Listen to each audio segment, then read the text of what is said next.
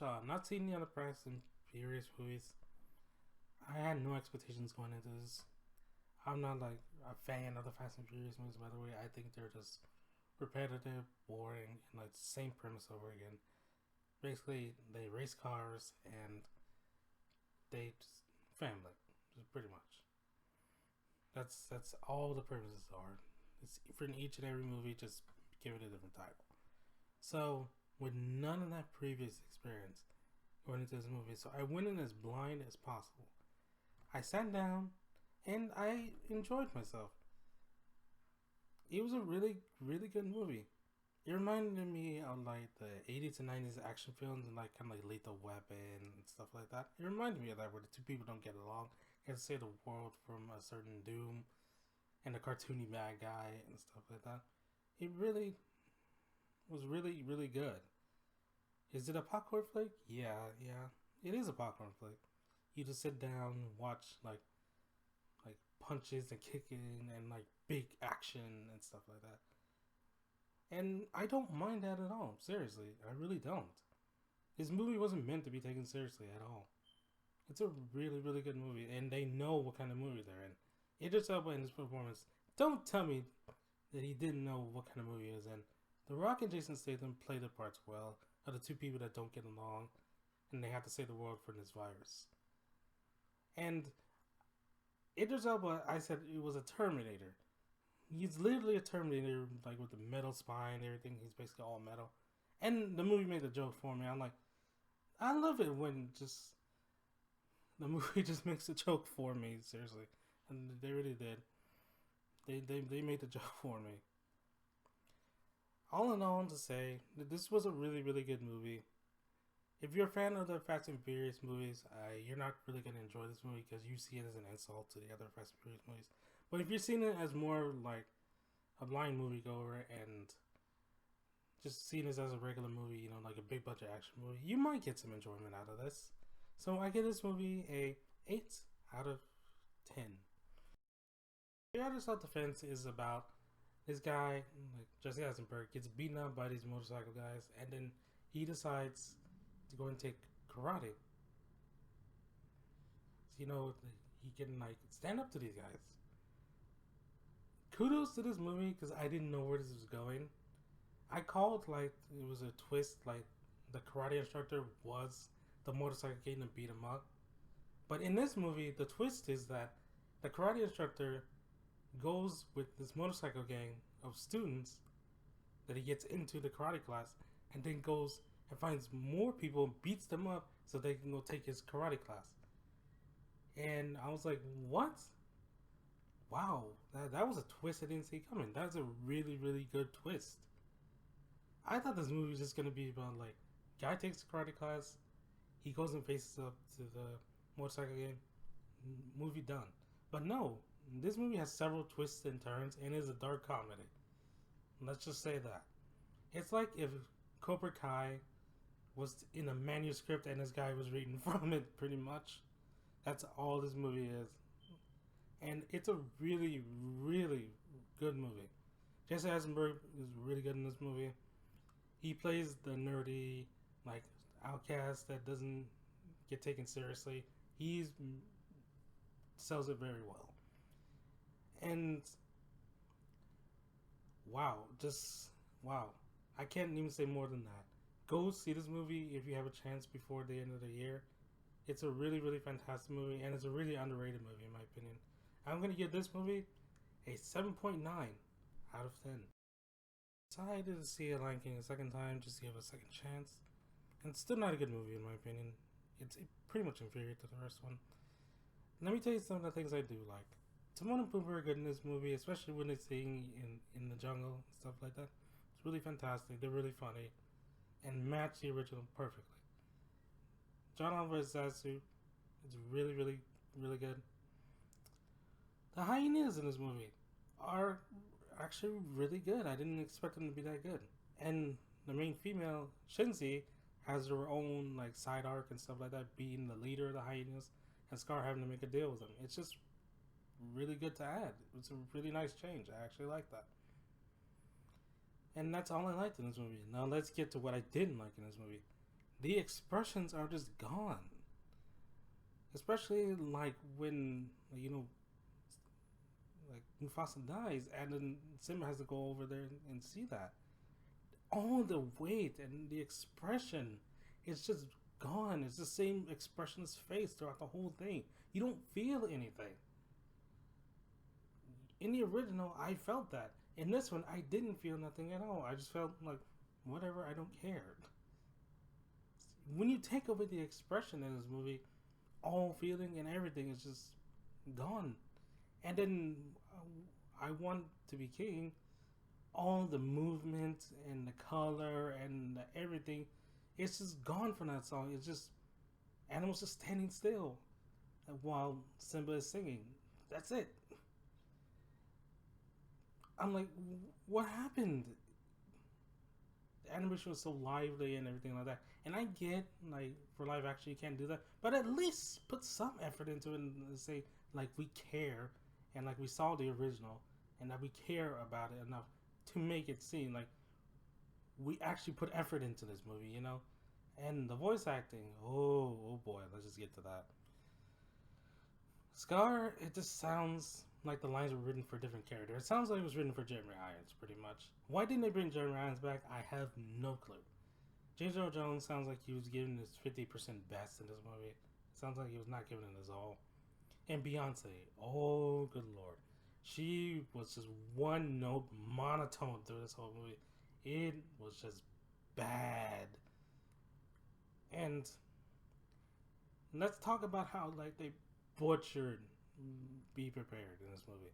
So Be Prepared is one of these high energy, villain songs. It's a classic, from the original. What they do in this movie, they just had them like talking and then singing at the last part. And when it came up, it just came up out of nowhere. I'm like, singing? I couldn't tell at all. And like, I get they want to take out the imagery that it showed like in the original, but just have them walking as he's singing. Have a little bit of color and have it pop just a little bit, just a little, I'm like, are you kidding me? And they just messed up the song so bad. It makes me appreciate the original a lot more. It does. I prefer the original, to be honest. And that's another thing. All the color and everything is distinct to tell you like where the different places they're going to. All gone. It's just the same thing. Brown, gray, blue, whatever. Remember like where Scar like went up to like his lair, like where the hyenas are? You could tell where they were, like the blacks and the greens and stuff like that. All gone. It's just the midnight sky, which is like a dark blue. And oh my gosh, you couldn't even tell Scar from Mufasa in this movie. Mufasa had a distinct like look in the original. It was red. Scar had black, like all around. You could tell who was the bad guy and who was good. And Scar in the original, yes, he was a bad guy, but he was suave and smooth. He reminded me of the villain from Titanic. Yeah, he was a jerk. That's how you could tell. In this one, it's just like more snouty, more like pouting and stuff like that. It's just basically that. That's about it. Oh, I despise this movie so much. There's just a few things like I said, but this movie, oh gosh, it did not get good a second time around, and it makes me appreciate the original a lot more now. So this movie gets a 3 out of. So I saw The Lady in the Tramp recently, and it was cute. It was good, but to me, it was just unnecessary, like an unnecessary remake. Like The Lion King. But the good things in it was that the animals, like in live action, were allowed to express. I actually felt when they were going through something. The weight, like the emotion, that was there. You actually felt when they were going through something. That's the only good thing that's in this movie. So let's talk about the elephant in the room. The Siamese song. It's not in this movie. They cut it out entirely and replaced it with a different song. And that one also came out of nowhere as well. There were these two cats. And the song, I couldn't even tell you what the song was about, what the lyrics were, or anything. It's just so generic. The other one, yes, I know it is offensive. Yes, I know why they had to cut it out, but at least people know what that song is and people recognize what that song is. This one is just generic, and the generic cats and stuff like that. It's not a good look. It's not a good look at all. And Lady Antrim in this movie, the voice work is actually really good, but the mouths, nah, I don't like that. That's not good. No, nope. It just looks like they CGI'd mouths onto like real life animals. That's never good at all. That's exactly why I didn't like the Lion King remake either. I didn't. And like Trans face, every time he got close to the screen, it just frightened me, to be honest. Lady was okay. She was okay. The other ones were okay, but Tramp, every time he got close to the screen, I was like, "No, back away from me. Just back away from me." And the songs that were in this movie, though there were very few, were actually some really good. They were actually done really well. Like, how is it in the world where a Lady and a Tramp remake that's unnecessary beats a Lion King, in my personal opinion, in expression and everything else? So the Lady and the Tramp is not bad, but it's just an unnecessary like live action remake that didn't need to be made at all. If you want to see it, and you're a fan of the original, go right ahead. If you enjoy, that's great. Go ahead. But for me, it's good, but just felt unnecessary. That's where I'm at right now. So this movie gets a say 6 out of 10 for being unnecessary remake. Decent thing that I liked in X Men Dark Phoenix was James McAvoy. At least he was trying to give his all in this movie, despite the script that he was given, which was terrible. Let's get on the mountain, a mountain of things. So watching this movie is like going outside and it's sunny at first, and then it starts to rain, and then it starts to snow, and then a tornado starts to come. In other words, it gets worse and worse and worse and worse as you go through it. Like Jean Grey in this movie, nah, not good. Like her acting, not good at all. It's really not good. She goes from pouty to pouty to pouty to pouty. That's all she was. She's supposed to be this powerful phoenix, and she pouts all the time.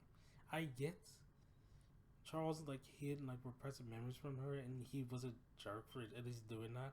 But she could handle it at least, like not pouting. You know, if you're gonna be the bad guy in this movie, I don't take you seriously when you're pouting over here, and then you're trying to be like the bad guy over here, like a few seconds later. Seriously, I don't take you seriously at all. And the aliens in this movie. Why are there aliens in this movie? It seems like you're trying to shoot two different movies here, and you decided to mash them together with this, and it does not go that well. It's just not good. Every time I want to see like something interesting about Jean Grey's story, it cuts to these aliens. I'm like, I don't care about these aliens. Get back to Jean Grey and the X-Men. That's what it came here for. That's the name of the movie, for Pete's sake. If the name of the movie was The Aliens, then yeah, fine. But no, the name of the movie is Dark Phoenix. X-Men Dark Phoenix. That's what I came here for. It's like, man, the direction and the editing is just so choppy and so stale. It's just like, oh my god. And the final fight scene was on train. Yay. Generic. I haven't seen that before. At all. You know, that cliche many times over. It's just not good, man. And it's a sad way for the X-Men franchise to fail so much. Hopefully next year, New Mutants is good. I hope. X-Men 1, 2 are better. Even Apocalypse was better than this movie. Yeah, I said it. It was better than this movie. At least it had something going on. This movie was just boring. Boring. I'm telling you. It was basically a snore fest. I'm telling you. And in the end, Jean sacrificed herself to defeat these aliens that are controlling her Dark Phoenix powers. I'm like, you don't get that ending movie. That ending is not warranted in this movie at all. It's not. Because nobody could take her seriously as a bad guy when she's pouting a few seconds later, like I said. Oh my god. This movie is just basically a train wreck. This movie gets a 2 out of 10, and it's, like I said, a sad way for the X-Men franchise to fall. Please, New Mutants, next year, be at least somewhat decent. As a person who avoided the first Angry Birds movie because, it wasn't good at all, so I went into this movie with low expectations. And I came out and I was like, okay, that was a good movie. It wasn't bad, it was a good movie. This one had better animation, better timing, better jokes. And overall, the direction was much better than the first one. They actually cared. Yeah, some of the jokes are just like cringe-worthy. But then some of the jokes actually made me laugh. There's half of the jokes that are cringe-worthy, half of the jokes that actually made me laugh. Which was, wow, that's really good. If you weren't a fan of the first one, I understand. Because that movie wasn't good at all. But the sequel, I gotta say, for what it's worth, is actually a really, really decent movie. And I'm going to give this movie at least a 7 out of 10. I really recommend it. So yesterday is a story about a guy named Jack Malik, who's a singer-songwriter. He's not doing that well. He thinks about going back to teaching. And then when he's on his bike, like later in the night, he crashes into a bus, the power goes out, and everything changes. And like, nobody knows who the Beatles are. Nobody knows what the Beatles are, or what Coke is, or cigarettes, or anything like that.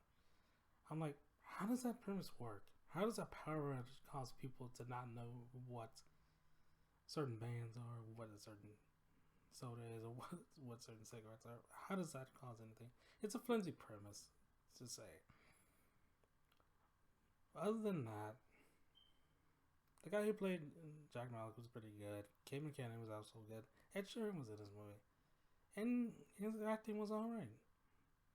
And yeah, it has a trope of like, guy like leaves girl like in friend zone. And like he has to make it up at the end, stuff like that. You know that typical trope, stuff like that. Yeah, it's overplayed, it's cliched. But does it work? Yeah, sorta. Like the writing holds it up pretty well. Yeah, some of the dialogue can be cringy at times. But the main thing is like, do the songs integrate into the movie very well? Yes, sometimes. Yeah, they do. Yeah, they do. And other times I'm like, no. It's like, why is that there? But overall in all, I say it wasn't a bad movie. I see why some people liked it when some people didn't. I'm in the camp of like, yeah, I liked it.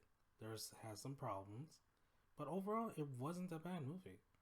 So I'm gonna give this movie a slight like 7.1 out of 10. So the King is about King Henry V and basically everything that happened under his reign and so on. So in the beginning, King Henry IV is ill. He needs to appoint a new heir, but he calls him King Henry V at the time, and he said, "You're never gonna get this crown at all, not while I'm still around." He's gonna pass it off to his brother.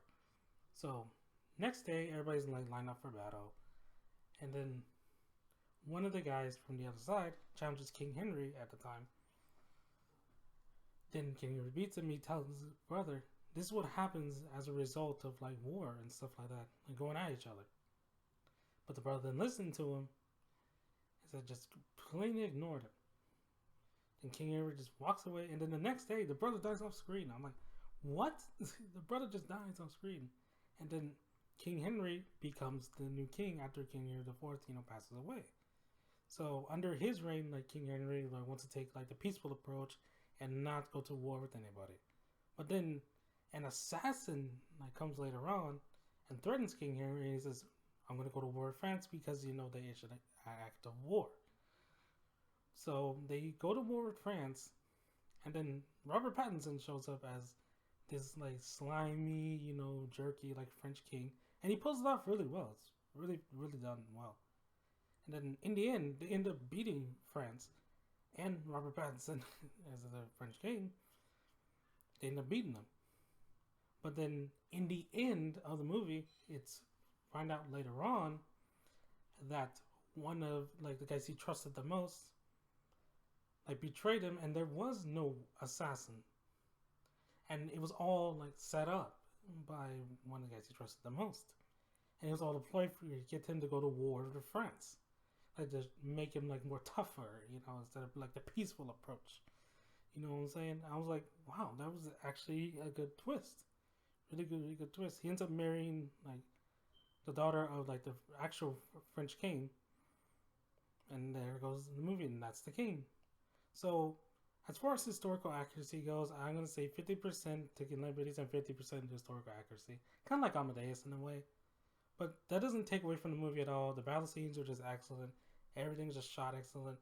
Everybody gets a really good performance in this movie. Not one thing like feels out of place. Everybody cares, like actually give a good performance. So if you haven't checked out The King already, I recommend that you do. And I'm gonna give this movie a solid 9 out of 10.